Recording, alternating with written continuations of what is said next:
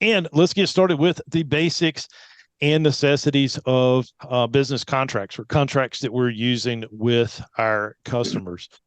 We finally decided to hire an attorney to actually write our basic contract, and it has all the legal jargon for North Carolina, in the first few pages, and then the very last page is the what we call addendums. And so whether or not we're doing an irrigation job, whether we're doing a design job, whether we're doing an install, or even a holiday Christmas lighting job, that is the very last page, which is in detail about the scope of work that we're actually doing. And I think it was well worth the money hiring him to do it, because, again, it has everything in it that was needed. And you're probably going to have to change your contracts every so often, just based on different laws or, different situations that you run across. And so having our attorney, Eric, on retainer, it's always good to be able to consult back and forth with him and get these changes actually made. And so the objectives of this course, we're going to talk about what are the components of the contract and the documents needed for it. And there's a lot of documents that is pertained into the contract. It's not just the contract itself, what we're thinking about where we sign and do it, but it can include everything such as the plans, the specifications, and several other documents that can be a part of it. So it is a lengthy contract per se, especially on commercial jobs. And doing commercial installs of landscape and irrigation jobs, we do have to do a lot more paperwork than working for Mr. and Ms. Smith, on 123 Main Street. We can actually have something pretty simple. And also, when it comes to working for these commercial builders, we're more than likely going to be signing their contract, and that's okay. That's okay. They've hired the legal people to protect them, but it also does protect us. And so if you have any questions about some of the commercial contracts that you're seeing, again, let your attorney read it, go over it, and see everything that's included in that contract for you. And before you even bid the job, they're going to give you a copy of the contract to actually read. So that's going to be in the bid documents, is going to be that sample contract. So you have all of that information up front before actually even bidding the job. And then we will look at the contractual associations that happen in the green industry, meaning, like, who do we work for? Do we work for Mr. and Miss Smith again? Do we work for the landscape architect? Do we work for the civil engineer? Are we going to work for ABC General Contractors? Or are we going to work for, Mr. Smith Home Builder? There are several ways and several associations that we will see in the green industry, whether we're working as the landscape contractor or as the irrigation contractor. And then we could also, sub underneath, a landscape contractor if we're doing our irrigation services. There's a lot of landscape contractors that'll sub it out to the irrigation contractor. So those are the contractual associations that we will look at.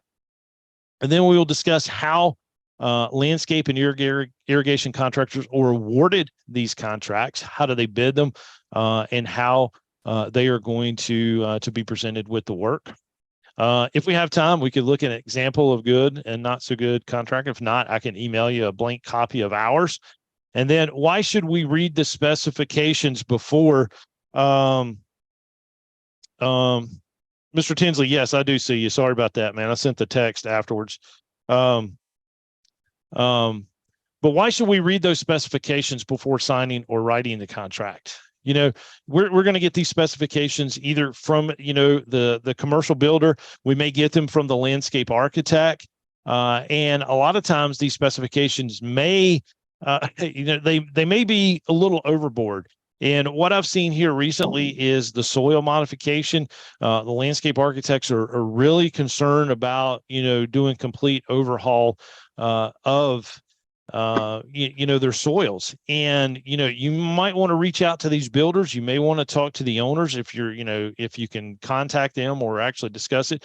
We actually bid on a job in Greensboro, North Carolina, and I was reading the soil specs, and, I called up the commercial GC, who happened to be the owner themselves. They were building storage units. And so they had their own construction company that were building their storage companies and their storage units. And what they do is they get these things built, get them fully rented, and then they sell them, as an asset to another investment company. But the project manager was one of the owners, and he's like, Eric, we are not going to, these are storage units that we're planting dwarf Burford hollies and crepe myrtles. He said, we're not doing this soil specification. But I knew the landscape architect, and in how they work, they were going to have somebody on site making sure that soil was done. And he's like, I promise you, he says, we're not going to spend the money doing it. We were still a little high. We got the irrigation part of it, but we didn't get the landscape part because we were about $7,000 higher, and we tried negotiating it. And so we ended up walking away from both of it. But nonetheless, those specs were real tough on the soils. And you need to read that and make sure that the owners are actually willing to pay for that, because sometimes you're bidding against other contractors that aren't going to do that. And then always review the minimum standards for written agreements. And that's basically what we're going to do. First and foremost, we're going to look at the minimum standards for a landscape contractor and what needs to happen for us with our written agreements. And so with our introduction, can anybody tell me here that's in the class the most valuable tool that the United States Army has? Well, used to have. And by the way, happy birthday to the U.S. Army, which is June 14th. So happy birthday to anybody that served in the Army. What was the most valuable tool that the Army says that they produce? It's available to every single soldier, and they got the biggest return on investment with that product.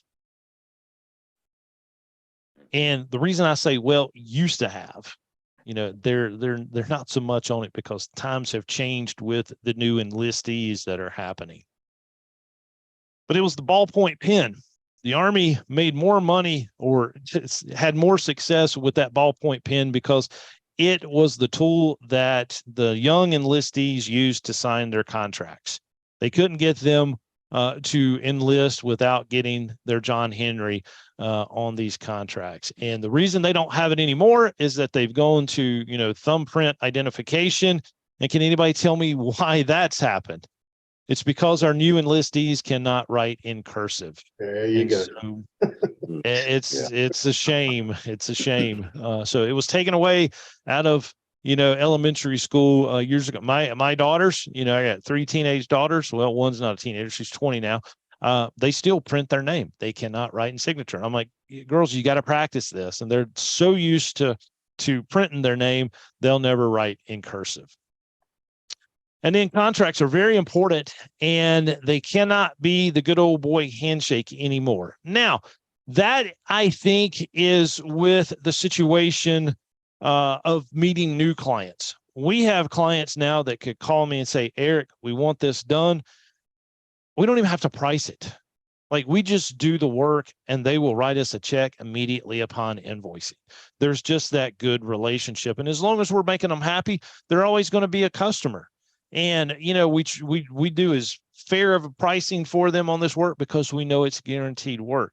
And so, yes, we all have those customers that we truly trust and we're thankful for. But when you're meeting these new people, the new customers, you can't do it on that handshake anymore. I think we need to get it in writing. And there are advantages and disadvantages to both parties of the contract. And we will talk about that here shortly.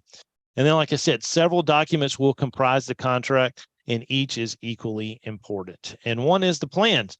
Second is the specifications. Specifications are going to be a part of it. And so when you're bidding a commercial job, all of this information is going to be sent to you in a pre-bid package. You're going to have the plans. You're going to have the specifications. You're going to have the sample contract. You're going to have a sample of, change orders. You're going to have every document that they will use in construction will be a part of that pre-bid document. And you need to read each and every one of it, especially the specifications. Again, like I said, what's going on with the soil amendments. I've also seen a landscape contractor to include in their final bid price 1-year maintenance contract. Well, it doesn't say that on the landscape drawings. That says that in the specifications. And you go to submit your price and you are awarded the job and, you're like, yes, got this job, ready to get my final payment. And then they start calling you, hey, where are you at? What do you mean, where am I at? We just finished the job. Well, you were supposed to, you're supposed to start mowing it weekly. I've seen that. I've seen it where landscape contractor is to install, silt fencing at the beginning of the construction project. So all of that's included in the specs, not on the plans. And so the importance of a contract is basically that two parties have agreed on something, whether it's, an irrigation job, whether it's a planting job, whether it's a design, whether it's a lawn care estimate that we've created a contract for, and we're only going to do 7 applications for the year. They've agreed on the price, and we've agreed to do the work for them. And contracts are as old as time itself. The first one dating back to Mesopotamia in 2300 BC. So that's the earliest records that we can find of a handwritten or a written documents. Guaranteed not in English, but it was a contract waiting, back that far. And so, should the contracts be in writing? You guys tell me. I'm thinking yes, except for those ones that we have. But there are certain times that as a landscape contractor, we are required to have this contract in writing. And can anybody tell me that? It is a dollar amount that we're looking for. It has really nothing to do with our license limitations. It's not the $30,000, but it does pertain to a certain dollar amount that as a landscape contractor, we've got to have a contract in writing. Does anybody know that? That dollar amount, a figure, is $5,000. So no matter what type of work we're doing for the customer, if it's $5,000 or more, our landscape contractor license law requires us to have it in writing with the signatures on it.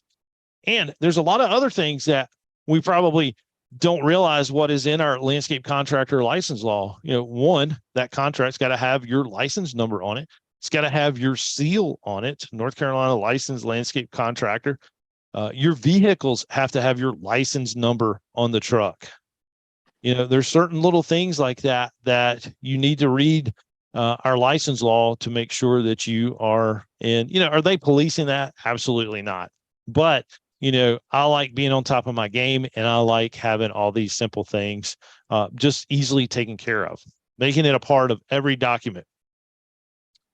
So with our minimum standards, now this pertains more to the landscape contractor than it does the irrigation contractor, but this is part of the work or part of the documentation that NCLCLB made me put in here to get this course approved.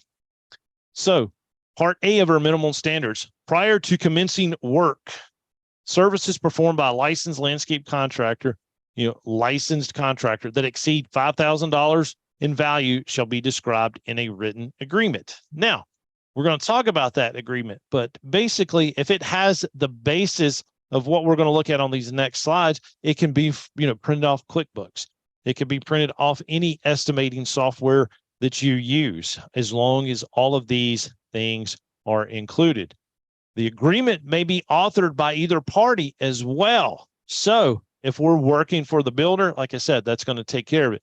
Mr. and Ms. Smith isn't going to write a contract. That's when we're going to be held responsible to present them with the contract. So we got to have our business name.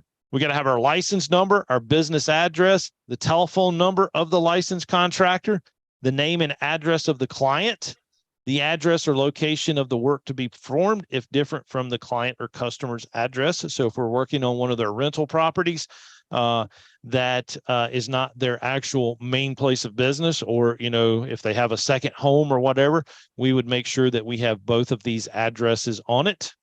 We will also have the date of the proposal, the description of the work to be performed. Like I said, this could be, aeration and seeding, 7 lawn care apps, shut down and startup of irrigation system. Everything that we're going to perform for them just on turf grass, if it exceeds $5,000 or more, we got to have all of it. The total value in lump sum, unit price, or time and material price. and then the estimated time of completion unless already identified in an original prime contract, if applicable. The terms of payment. Now, I think that's probably the most important thing. We want to know when we're going to get paid. And if we're writing the contract, we're setting those terms. If we're signing a contract from ABC General Contractor, we need to look deep into those specifications and all of their other payment applications and what needs to take place before we can get paid, because you may have to submit that payment application that says submit by the 10th of the month to be paid by the 30th of the following month, and so they've already bought themselves, 50 days right there. And if you're not able to swing that, this might be a job that you need to pass on. But if you can swing it, it's good to do that, but you need to know when you're going to be paid.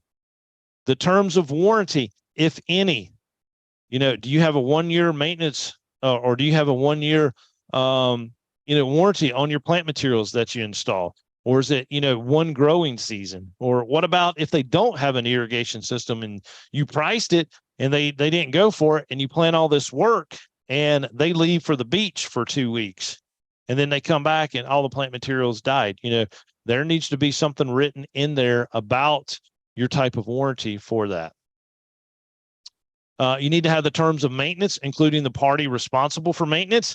And seriously, yes, when you plant something or you install sod, you need to let them know you've got to take care of it. We're not. Or if we're signing the contract from the ABC builders, we need to see what they expect for us. It may be us responsible for 1 year of the maintenance. You don't want to submit your price and not have that 1 year maintenance. I had a friend here in Winston-Salem, been in business several years, did a set of apartments down in Charlotte, North Carolina, and did the landscaping, did the irrigation, and the specification called for 1 year maintenance contract, which means mowing for 36 times a year. It included another mulching, and it included all fertility apps as well as any pruning that was necessary. They did not catch that. They did not read the specs. And so for a solid year, they had to send a crew down there to maintain this property at no charge to the property owners, because it was due. They were going to prepay for all of this up front. They wanted one price to take care of the property for 1 year, included with the install. And so I can see why owners would want to do that, property managers. And, they're probably, it's, you think that people might not do this on purpose, but they know that a lot of these contractors out there are not reading these specifications. And so they have the, they're required to do the work, even though they did not read the specifications, because our license law also states that it is up to us to obtain every information necessary to bid the job correctly. We didn't do it. We have to affix our seal described in General Statutes 89 Delta-12D, or a statement that the licensed contractor is licensed by the board and the current address and phone number of the board.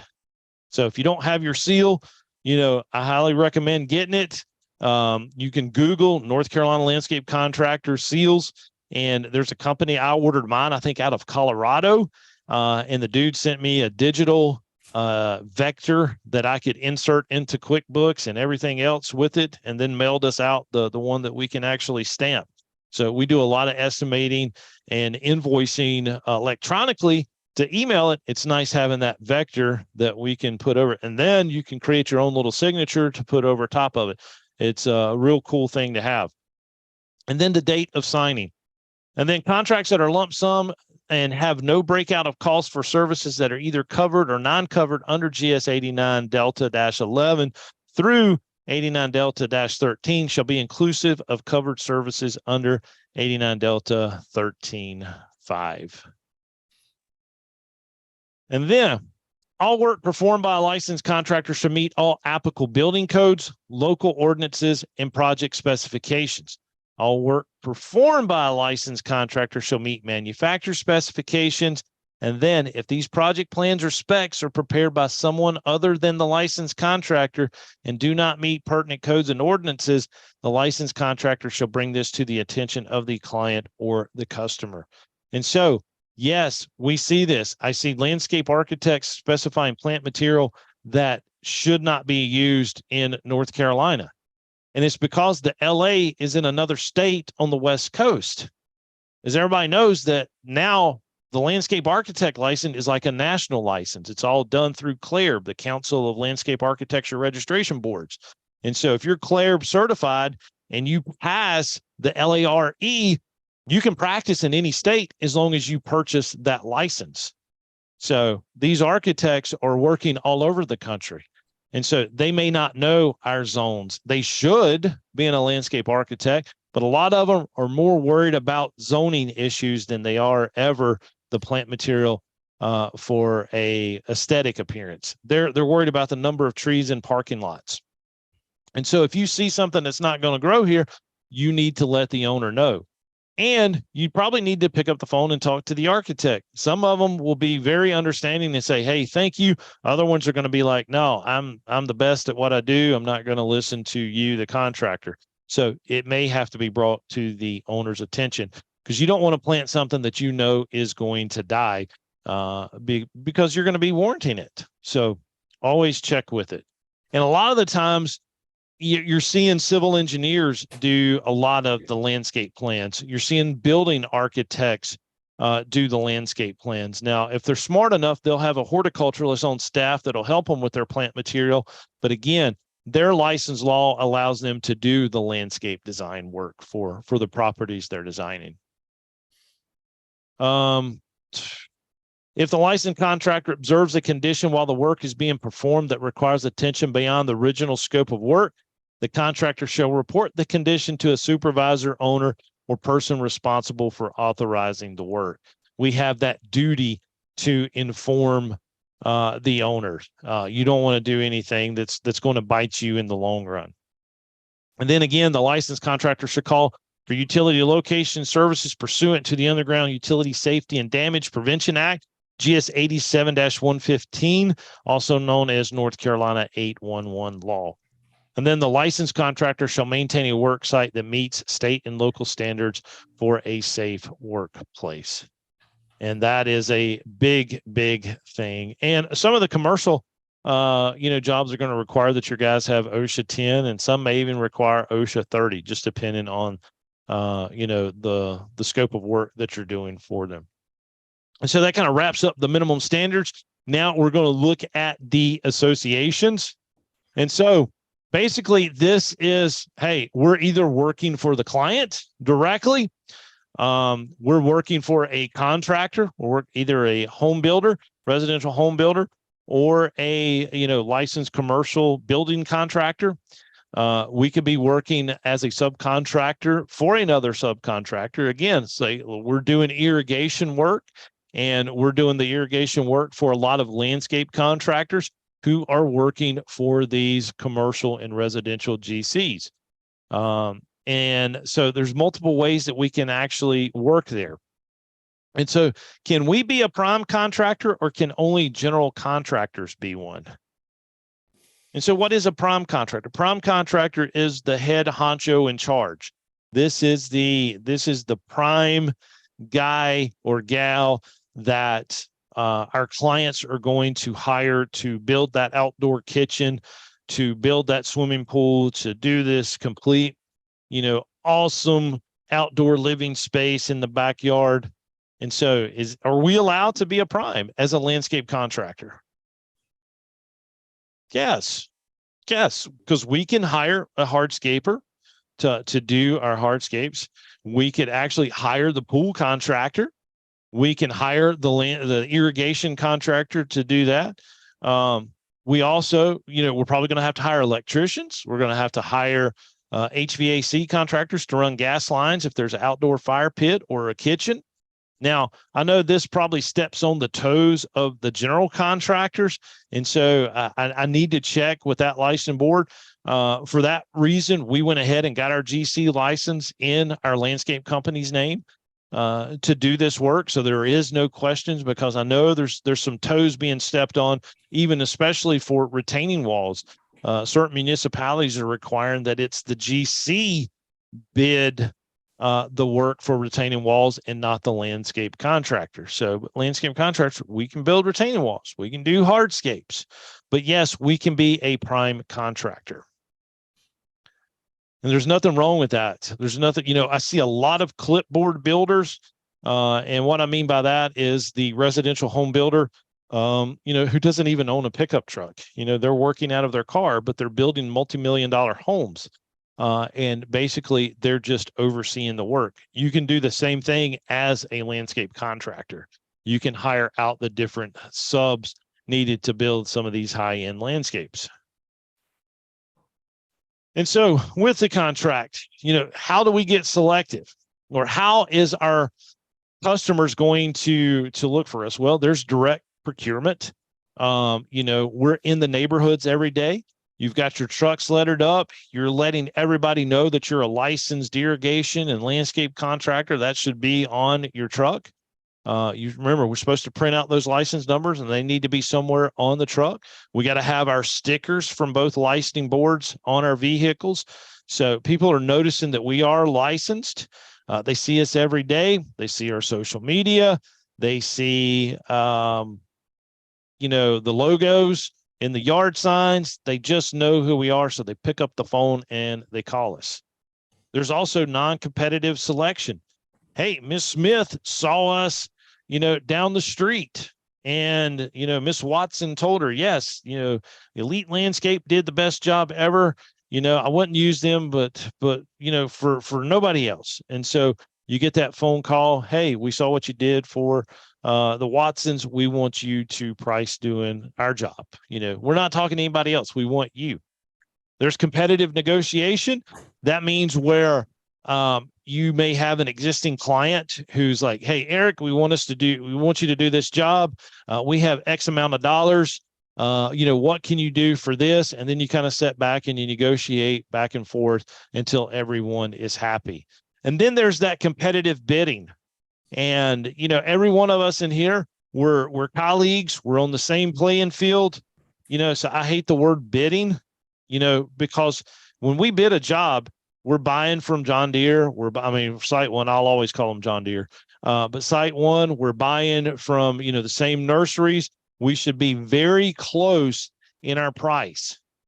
And it really bugs me, especially with some of these seminars that I'm going around to, and I'm hearing different labor rates on what licensed contractors are charging versus, the guy or gal sitting next to them. Can anybody tell me what differences that I'm hearing? And if you're hearing worse, or if you're hearing better pricing, please let me know, because it drives me insane when I hear a guy say, hey, I charge $30 an hour labor rate. And then I got a guy sitting over here that's where we're at, that's over $100. That's, $130 an hour, $120 an hour. In the same classroom, which I cap my seminars at 30 guys. In a room full of 30 licensed contractors, I will hear $100 difference labor rate. Why is that? We should be on the same playing field. But why are people doing that? I have no idea. I would stay home. I'd rather sit on the couch and go broke than to be out there working that hard and only charging $30 an hour. Nobody wants to speak on that. Oh, well, it's the wild, wild west is the short answer. It is. I think a lot of it, one of the benefits of this industry compared to others is it can be a low barrier to entry. It is. And one of the challenges of this industry can be it's a low barrier to entry. So somebody leaves a place of employment where they were getting X dollars an hour, and they simply think, I can double that. Yep. And I'll make all kinds of money. And you do until the pickup truck breaks, the mower breaks, you find out you have to have insurance, you add staff, et cetera, et cetera. But Yep. sometimes by that time, the damage has been done. It's already done. Yes. Yeah. Yes. Yes. 100%. 100%. And it is like you could decide tonight that you want to be in the green industry. And first thing in the morning, you can go get that pickup truck.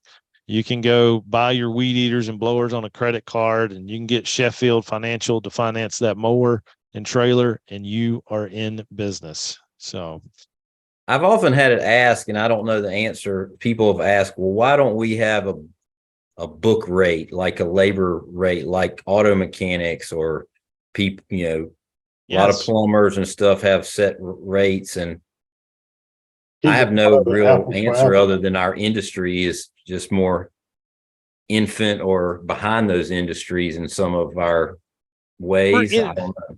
We're in our infancy with license. We do have the irrigation. How long have we had the irrigation license, Eric? Was it 12, 13, 14 years now? Yeah, 2009, 2011, something like that, I think. Okay.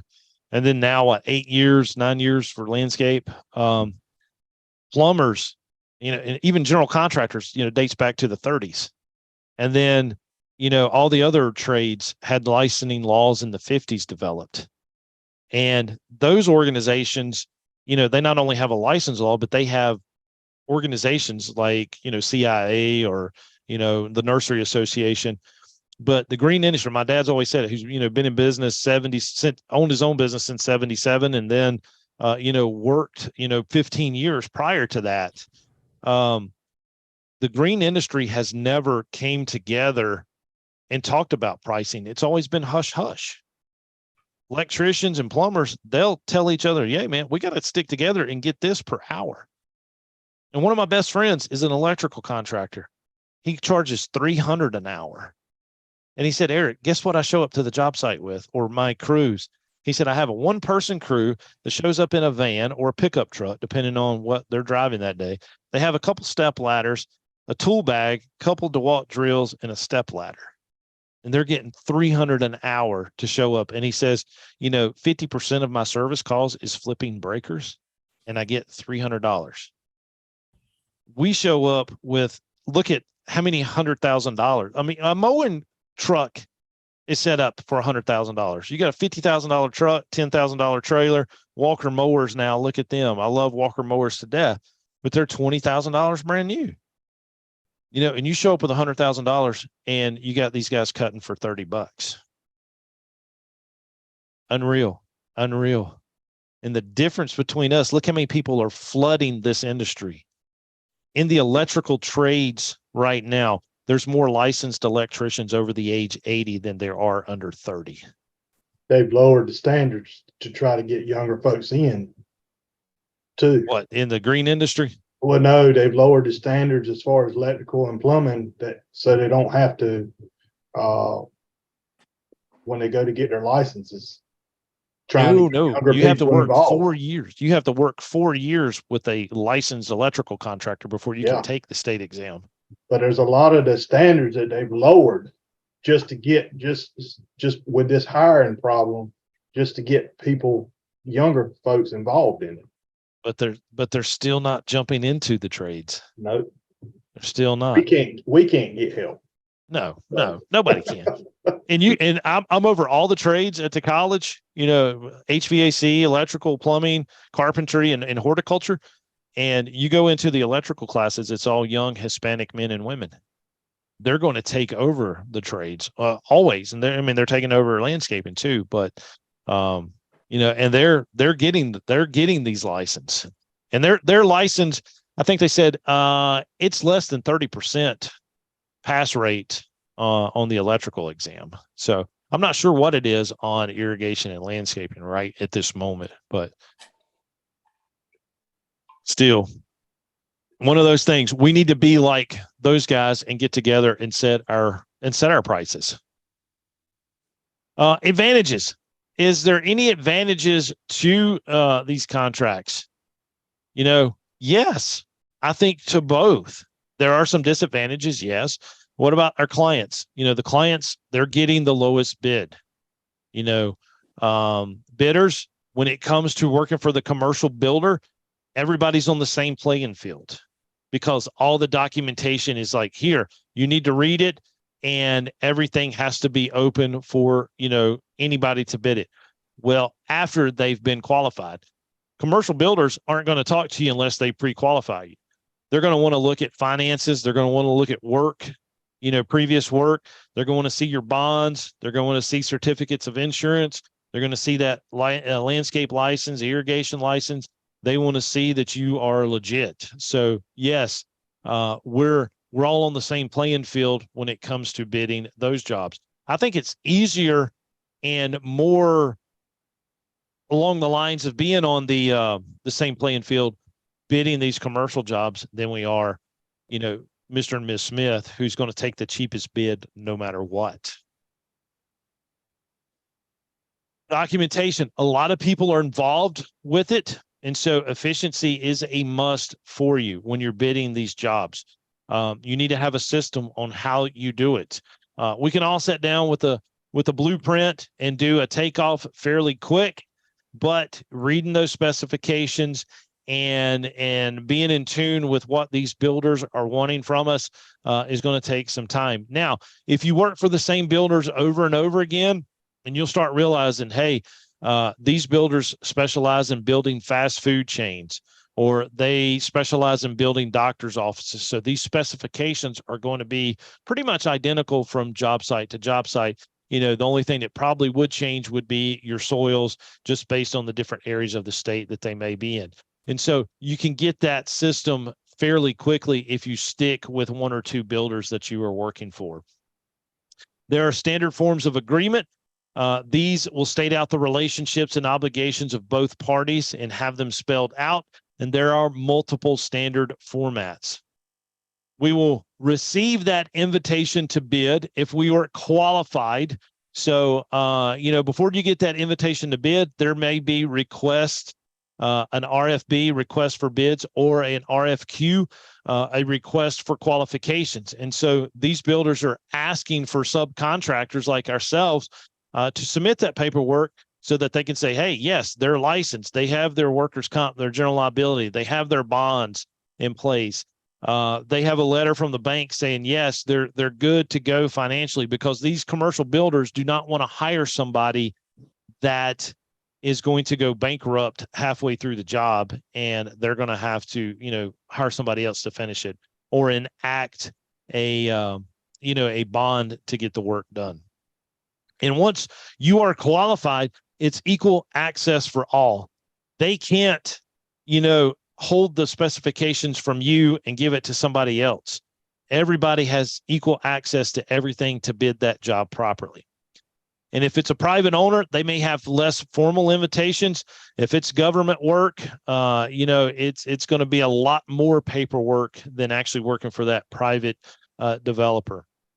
And then there may even be subcontract and even material bid invitations. And this, if it's a huge hardscape job, they may want the landscape contractor to price putting it in, but the general contractor has as much, loyalty with, Pine Hall brick or shale brick to actually buy these pavers. They may be able to get a better deal because they're building multiple projects that's requiring the same amount of brick. So they may actually send those bid invitations directly to the vendors instead of letting the landscape contractor bid it.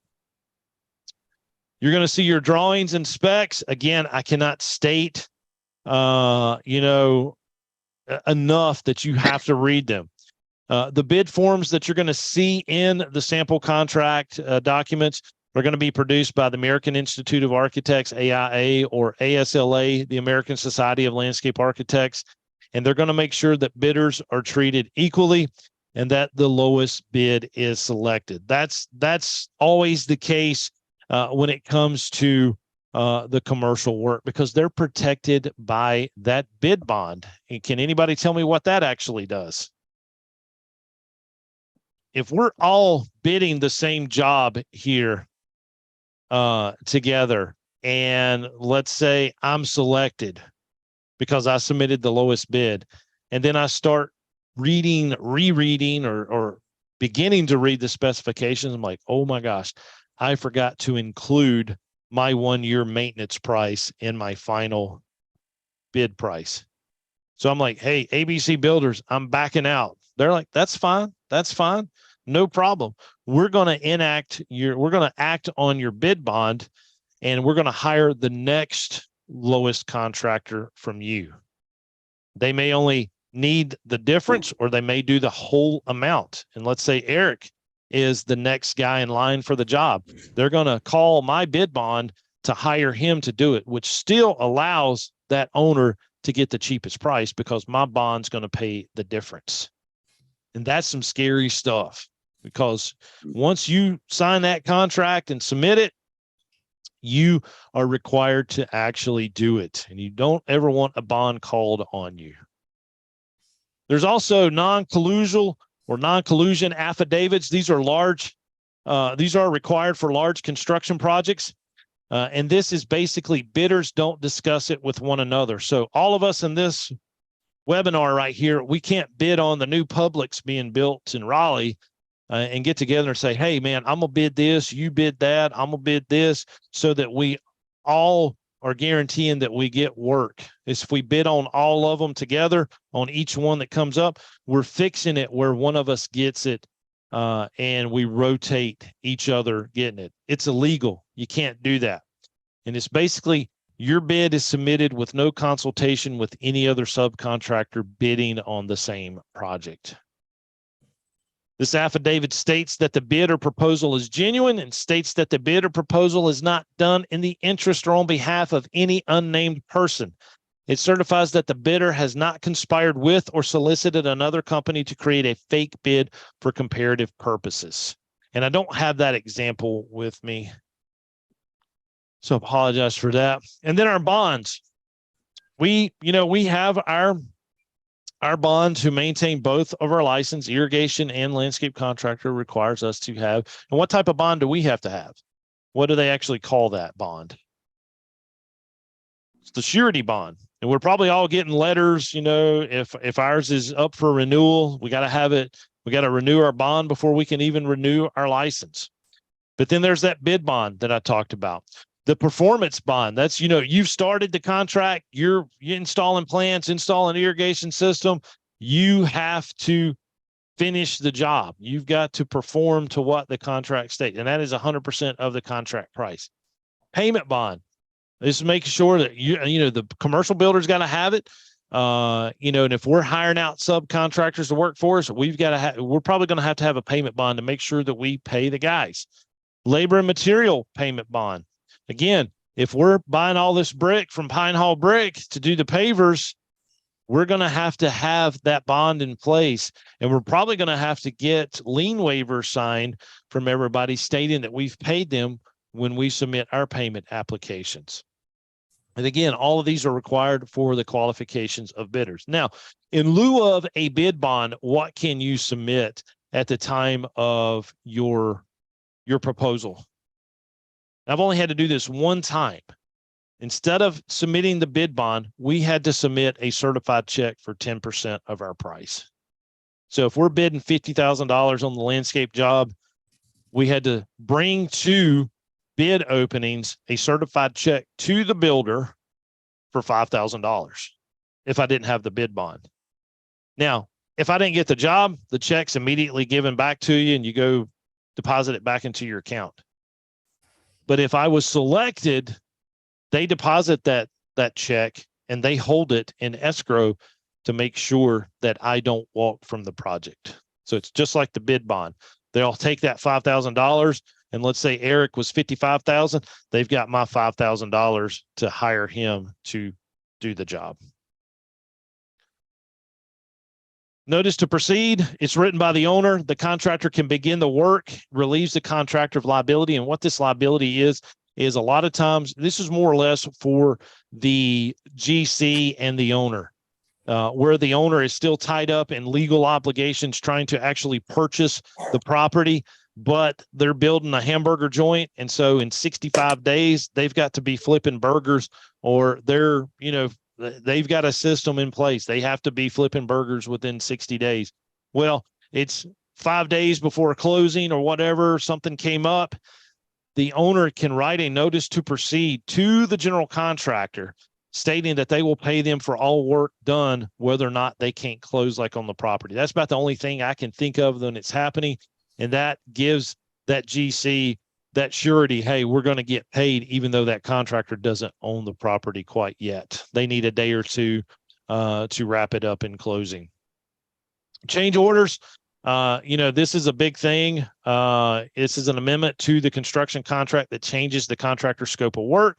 You got to get signatures required from the owners. It becomes part of the contract and usually more money most of the time. And I've heard from commercial builders out of their own mouth that their profits come directly from change orders because every single job will have change orders. There's not going to be a large construction project without a change order. And so this is where they make their money. They go in and basically do some of these jobs at cost because they know there's going to be change orders, and that's where they make their money. Not a good business, doesn't make good business sense, but I guess they're used to all these change orders. They know how much they're going to get. Your payment application, larger projects, you're going to get periodic payments. You submit them, the owner will send the amount due the contractor. But also at this time, the owner can start claiming defective work. Hey, you need to fix that. You need to fix this, or hey, you've got a, 1.5-inch caliber tree. We called for, 2-inch caliber. I mean, they can do all kinds of things there when they start paying you for it. And these builders and owners are working for this certificate of occupancy. As you can see, one here dated back in 72, typed in a typewriter. So they're not like that anymore. But usually at this point, 95% is usually paid to the contractor, and then they're going to hold either 5% or sometimes 10% retainage for that final payment, making sure that you are, upholding the warranty period and fixing anything that needs correcting, at the end of the warranty period. Completed contract includes the agreement form, can include all or some of the documents discussed in this presentation, and will contain clauses that refer to each of these documents. And so, in summary, when is a contract required for landscape contractors? What dollar amount? 5,000. 5,000. Do what? About 5,000. 5,000, correct. And then what are the 13 must-haves in the written agreement? Well, those are those minimum standards. I'm not going to state all of those again, but that is on the licensing board's website. And then again, I can't stress enough, make sure you read and understand all the documents within the contract.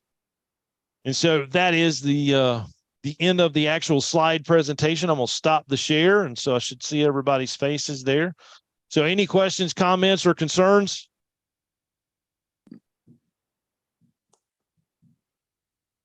That's good.